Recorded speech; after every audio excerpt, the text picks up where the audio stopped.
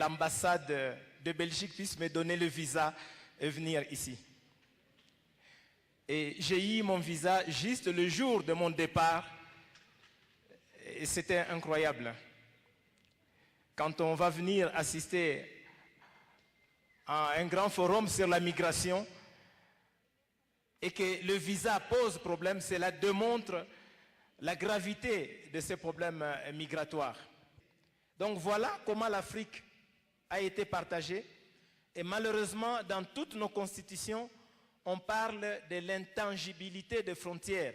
C'est-à-dire, on garde les frontières de la colonisation. Alors que ce sont des frontières qui nous posent de sérieux problèmes.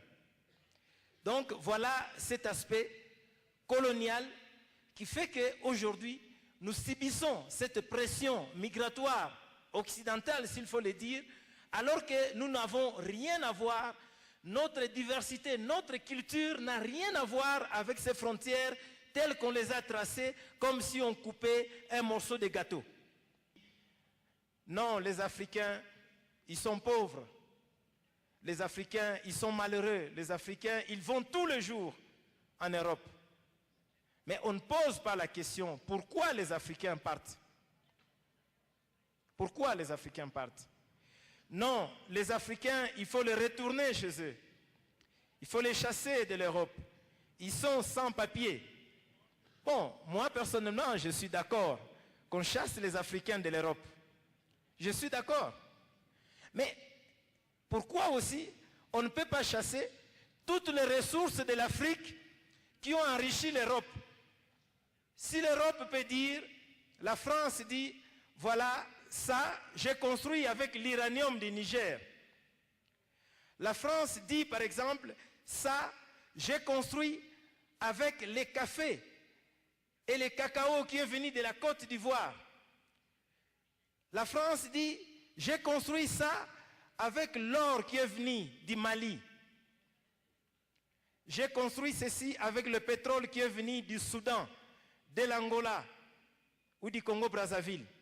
Alors la France décide, ou l'Union européenne dit, bon, voilà mes chers Africains, je vous remets toute votre richesse.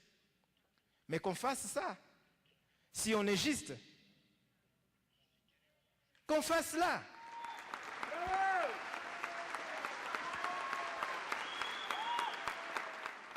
En Afrique, on a besoin de tous ceux qui ont des têtes, des bons techniciens, des médecins, des infirmiers. Eh bien, ils sont bienvenus en France. Ceux qui ont maîtrisé l'informatique, ils sont bienvenus en Europe, même aux États-Unis. Mais tout le reste, on dit non. Et en quoi cela est différent de l'esclavage d'hier? Malheureusement, on continue à violer les femmes, on continue à piller tous les minéraux pour aller faire le coltan. Donc la guerre dans beaucoup de pays d'Afrique, ce que je voulais dire ici, ce n'est pas un problème des Africains seulement, mais c'est un problème du capitalisme qui veut piller les ressources naturelles. Et I'm from India. I appreciate what Mr. Victor said. It's exactly the same thing that's going on in India as well.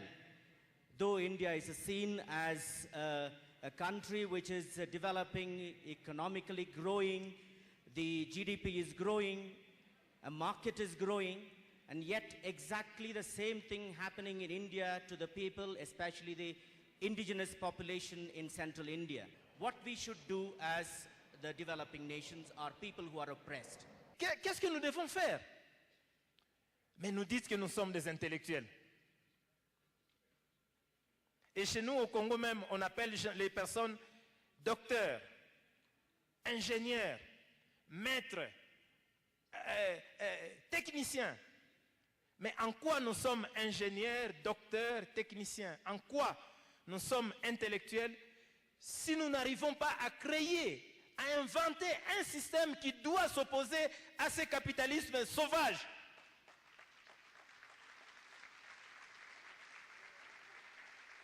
Voilà le travail que nous devons faire.